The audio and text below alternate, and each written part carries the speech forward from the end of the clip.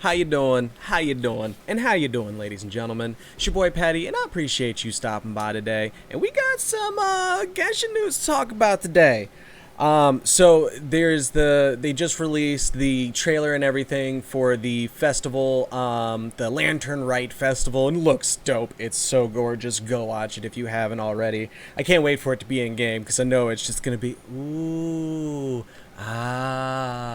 But we got a little while. None of that's coming until February 2nd, 3rd, somewhere in that neighborhood. So we got a little whiles before we're worrying about that.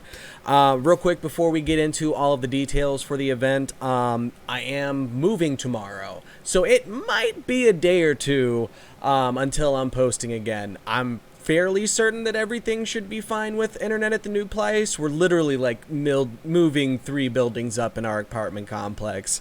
Nothing crazy. So hopefully everything will work out fine. But on a contingency, we're just going to say, hey, might not be here for a few days. So, all right, let's go ahead and talk about this event because from everything that we're seeing so far, is going to be absolutely gross. Like we're gonna get a free 4-star towards the end of it. There's a free 10 pull in it. There's a whole quest line, event shop. There's things.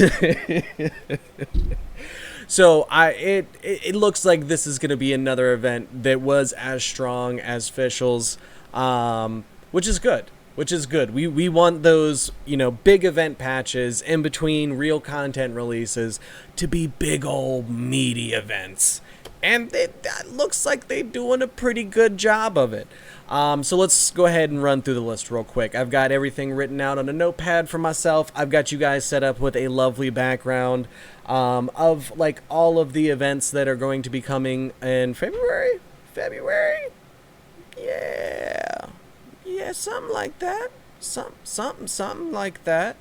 But I figured that would be a better background than the hodgepodge thing that I have set up. So, couple of things. It starts on February 2nd, ends question mark, but most likely February 17th. Basically all the events that we've had so far, even like, the smaller ones, not like the big in-between content patch events. Those have all basically been limited to 2 weeks. So, pretty safe to say February 17th or 18th is when the Lantern Rite itself is ending, but there's going to be some rewards from that roll into the beginning of March, but we'll get into that. The quest line, basically you're going to be spending the Lantern Festival event with Zhao, which sounds dope. All of us Zhao simps basically just to get to go on a free date with the mans. I'm okay with that. That's cool. We're here for it. We're here for it. During the event, you need to be adventure rank 23 to be able to do his story quest.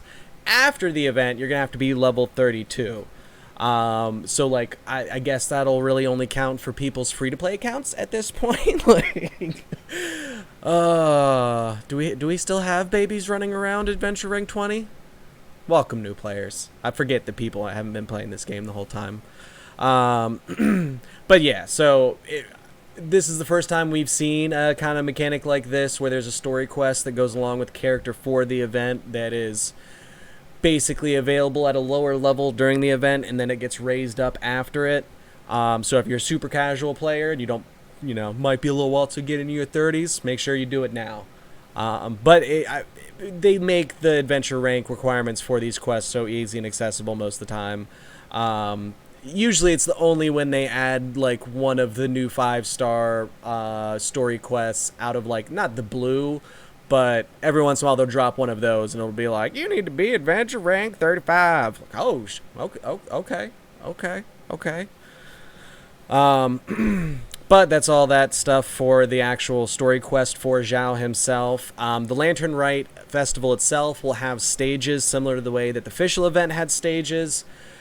But there's potentially a difference. So there's a mechanic of Festival Fever, and that is essentially what unlocks the next tier of the event.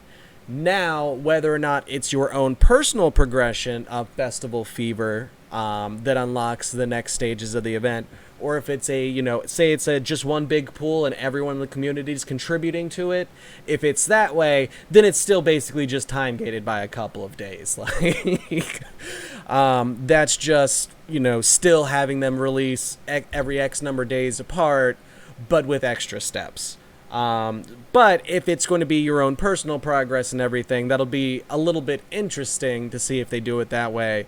But I have a feeling it's not. I think everyone's just going to contribute to the overall festival fever.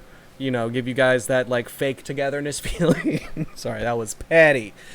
Um, but I'm interested to see how this actually looks when it goes up. So Lantern Tail Right quests will contribute to Festival Fever, and there's a new mini game for event currencies that I believe is also going to be feeding into your Festival Fever a little bit. It's supposed to be a tower defense game, which I am 3,000% here for. I love tower defense games. I wish they still made good ones. Like, I wish there was new, innovative tower defense games. But we're just... oh, that poor old market. It's been abandoned for some time now.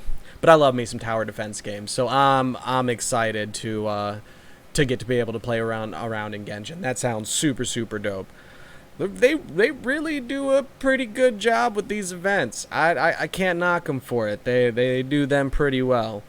There's also going to be, obviously, if the minigame is giving you event currencies, there's going to be an in-game shop when the event actually goes live, and we can take a live look at the shop and see, what stuff might be worth buying, what stuff might be traps.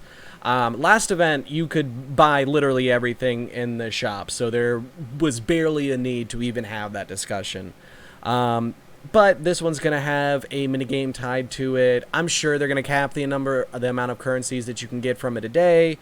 But maybe we'll have a shop that goes a little bit deeper than the last one that we saw. So we'll take a look at it, and if we need to do a video on it, we will. Got to look out for the people, man. Got to look out for the people.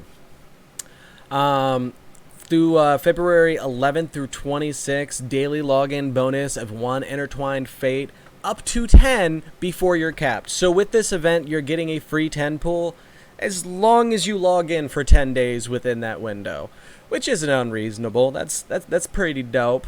There's also supposed to be an element of, wishing being part of this event too. So I don't know if we're also going to get a little festival fever from doing any wishes or how that's supposed to work. But I've seen it mentioned a few places, but nothing like hard and definitive that makes me go like, yes, that is exactly how that's going to work. But, free 10 pull with the event, that's Pog. I'm here for it. Towards the end of the event, we get a free 4-star. So this is going to be within the window of February 18th to March 7th. Okay, you gonna have a little bit of time to claim that one. And it's going to be out of the following characters: Zhangling, Xinyan, Baido, Ningguang, Jinquei, and Chongyun. So, yeah, we get a free 4-star, y'all. Personally, out of this list, in a perfect world, I would have a Baido built, and she would have a few constellations in her, and I would potentially want to put it into her because she can be such a good side carry. Sorry, I'm not leaving my Razor, you know what I mean? That man's still my main carry, but still.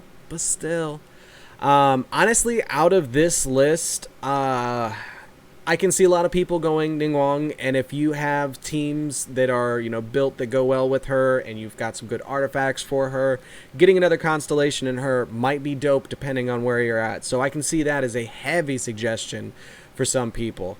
I personally probably going to go with Zhangling, just because I already have 3 or 4 constellations in her. Because I got her at the beginning of the game, and I got her like 2 more times before I got another 4-star. I was a little hurt by it. But I've already got the constellation that extends her elemental burst or her super for a very, very long time. So she's already kind of waiting in the wings to come back in and be a solid support for one of my teams. So honestly, I think I'm going to just give it to her and just kind of slowly work on having a MaxCon Jingling. And then she going to show up to work and she's gonna bully people. Did my computer just go to sleep while I was recording? Yep, but it says it's still recording, so we're gonna go with it. It's government's black. It's MiHoYo, guys. They're blacking me out. I'm talking about too much information here. But for real, I know this is going to be, Xiangling is going to be my personal best pick out of this list.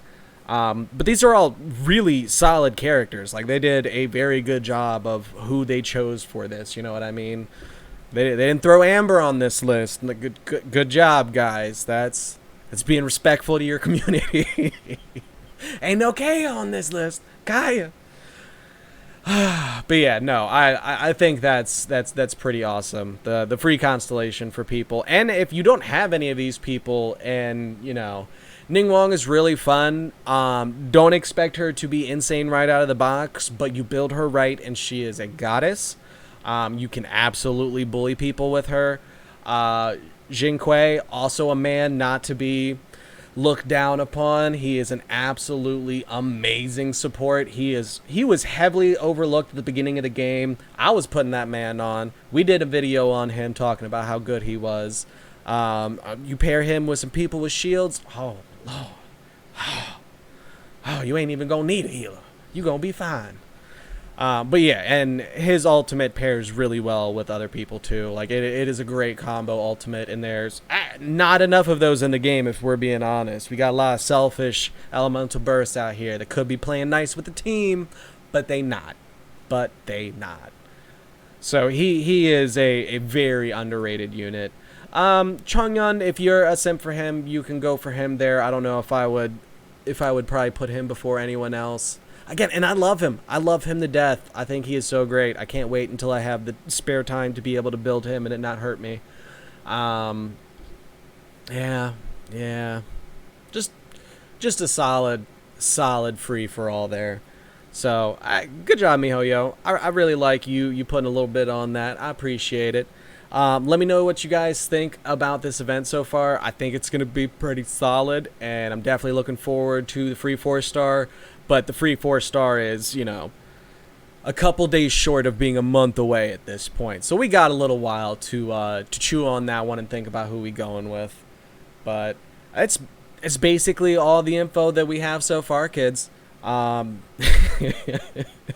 Really appreciate you guys stopping by. Let me know what you guys think of the end card stuff and the little bit of music that we're using there. It's good. I'm, you know, not completely sold that that's going to be the most permanent thing on my channel ever, but we rocking with it right now. So I'd appreciate a little bit of feedback and see what you guys think. And yeah, I'm gonna go start packing some stuff. All right, guys, thank you so much. I really appreciate your faces. You're gonna have to catch your boy in the next one, cause we're out of here. Deuces.